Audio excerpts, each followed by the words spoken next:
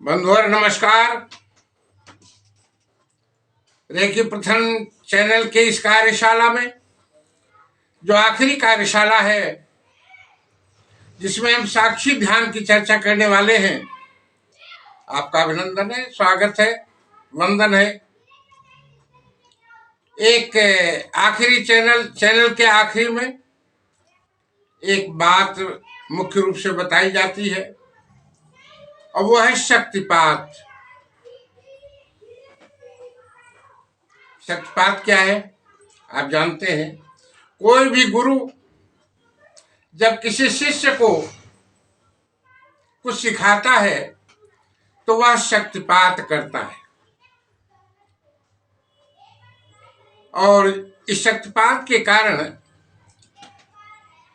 जो सीखने वाला चैनल है उसके अंदर ऊर्जा का प्रवाहन बहुत वेग से होता है। शक्तिपात है क्या? उदाहरण के लिए यूं जान लीजिए, टीवी सब घरों में है, रोज हम चित्र देखते हैं, रोज हम पिक्चर देखते हैं। एक प्रश्न उठना स्वाभाविक है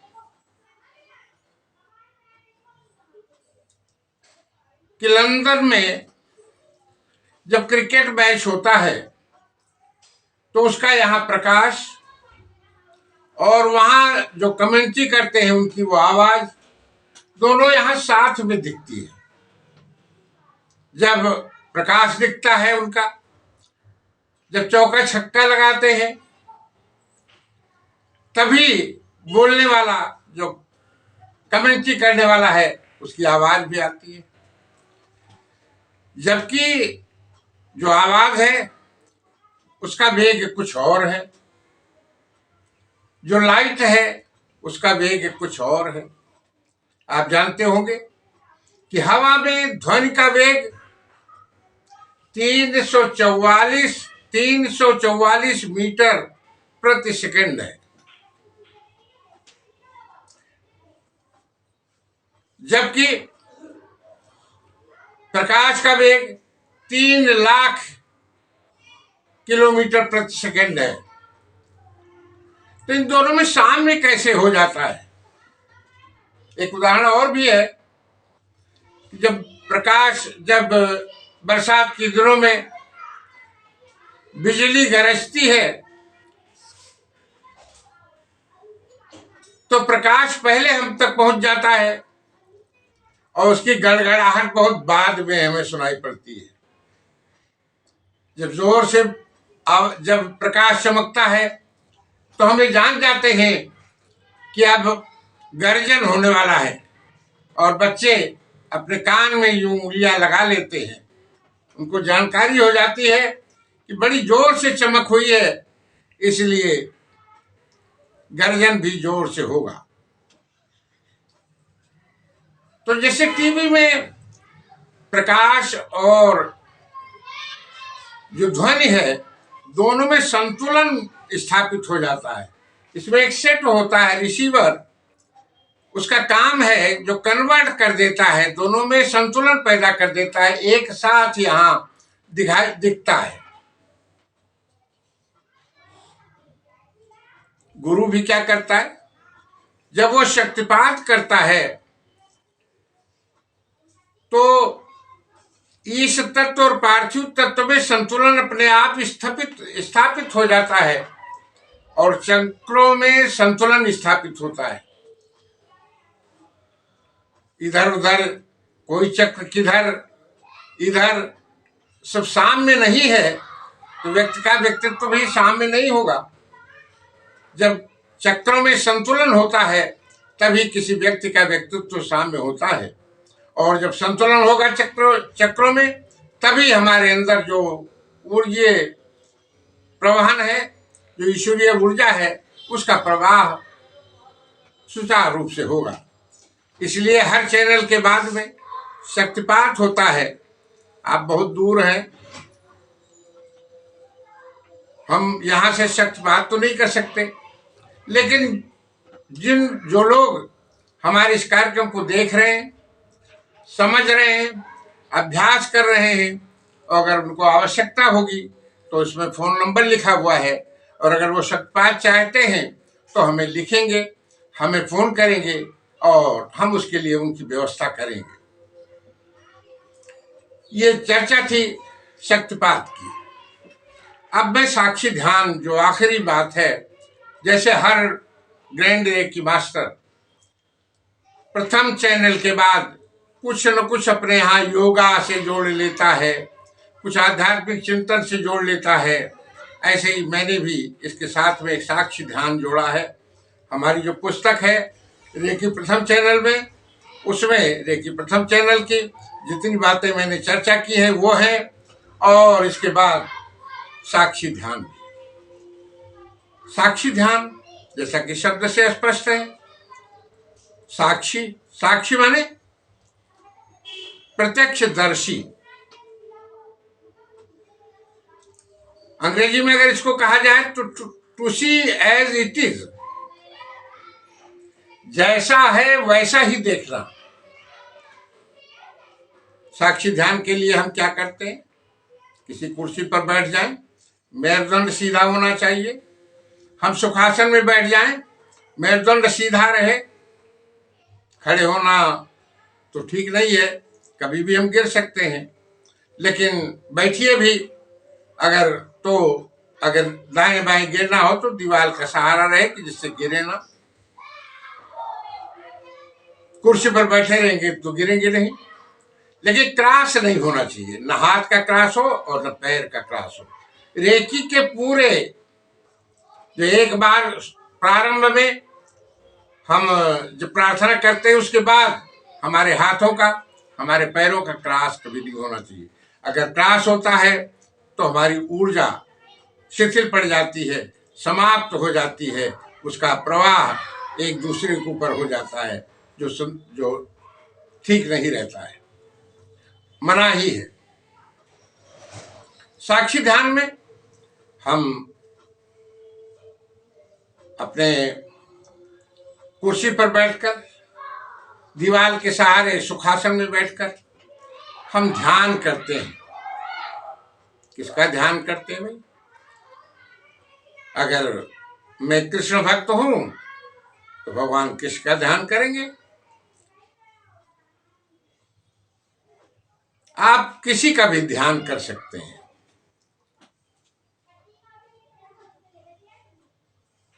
आप प्रकाश पर ध्यान कर सकते हैं।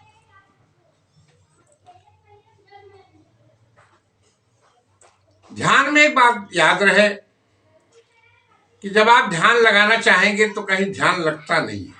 प्रारंभ में तमाम विचार आते जाते रहते हैं, कुछ अच्छे विचार, कुछ बुरे विचार, कुछ अपनी बात, कुछ दूसरे की बात, कुछ उधर की घटनाएं, कुछ इधर की घटनाएं।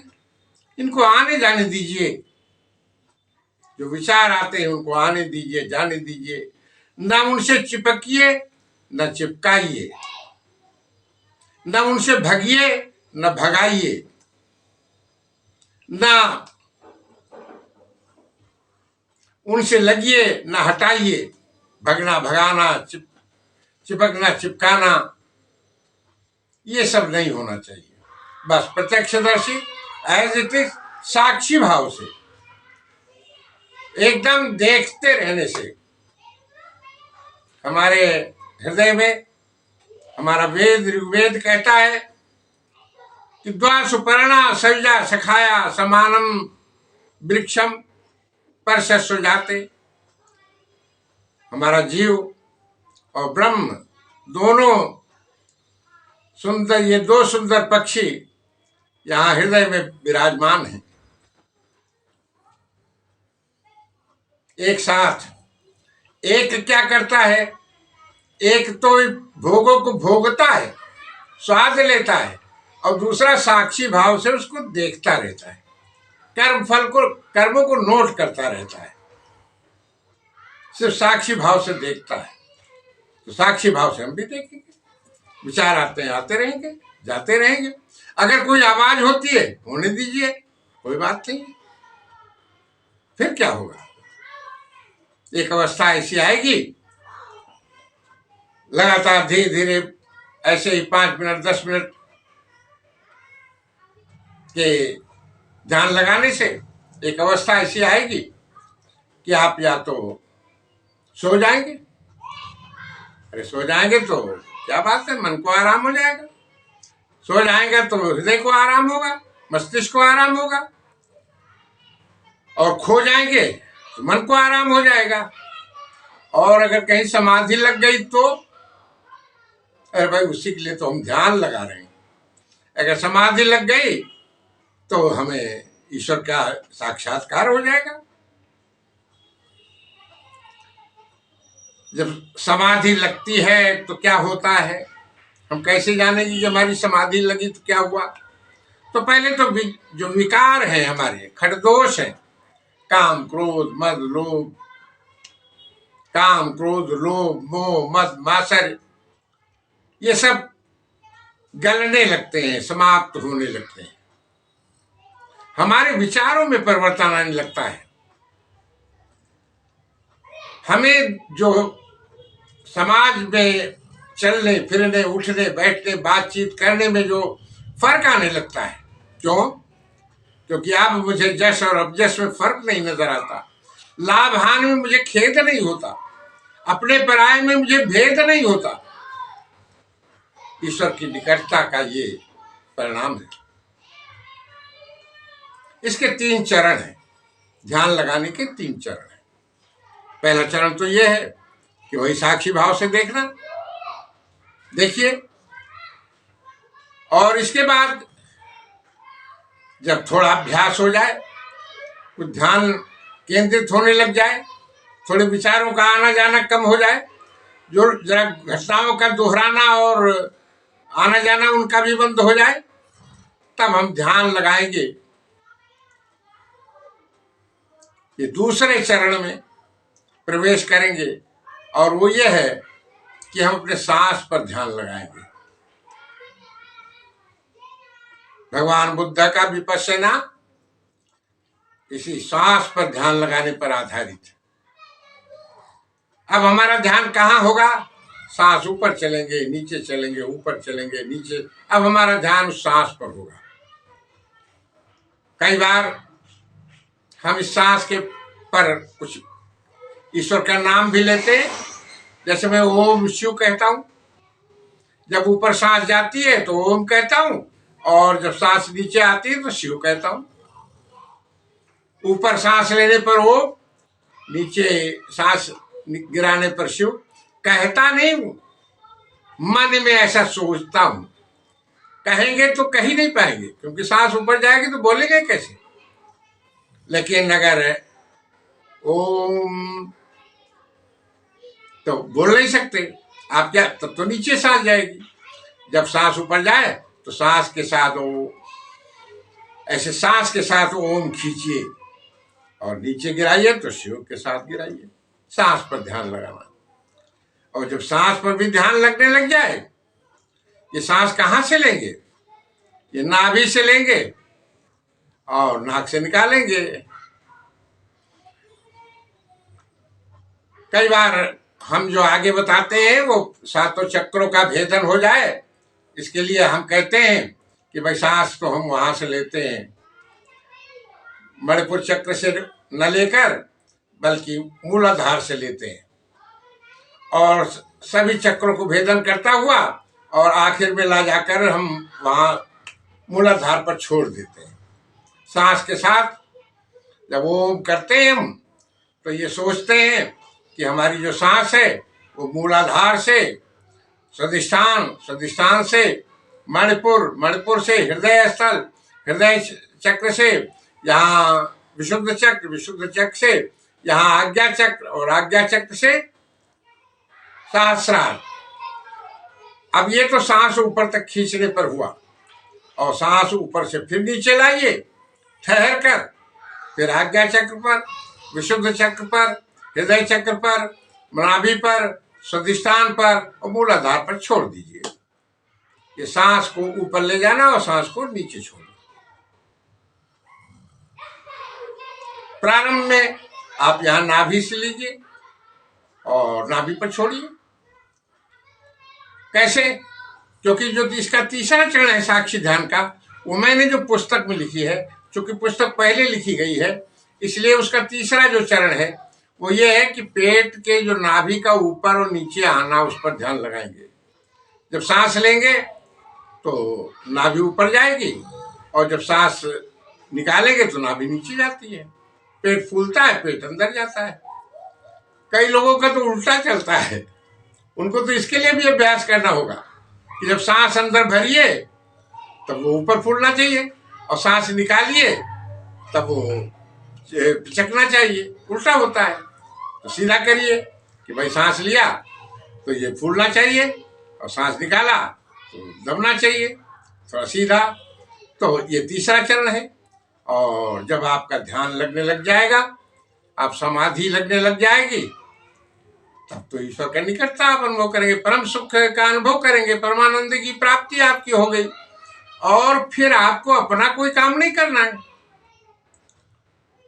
हम तो कहते हैं कि जो ही आप ईश्वर की तरफ मुड़ते हैं, ईश्वर की तरफ जैसे ही मुड़े, ईश्वर आपके काम को करना प्रारंभ कर देता है। आपके जो काम है वो ईश्वर करता है। जिसने किया भरोसा पर कार्य सिद्ध हो जाते हैं, बनकर दास स्वयं में आते, जन का बोझ उठाते हैं। जैसे ही उन पर समर्पण का भाव आया, वैसे ही वो आपके साथ लग गए। तमाम उदाहरण इसके, उनके उदाहरणों को यहाँ देने की जरूरत नहीं है। ये रहा साक्षी ध्यान। और आपको बहुत बहुत बधाइयाँ, मेरी शुभकामनाएं। आप इस रेकी प्रथम चैनल का अभ्यास कीजिए और 21 दिन इसका अभ्यास कीजिए, और इसके बाद आप दूसरे चैनल को देखिएगा, उसको समझिएगा, और दूसरे चैनल को रेकी द्वितीय चैनल, और उसके साथ यहाँ त्रिनेत्र का जागरण है, हम उसको भी आपको बताएंगे।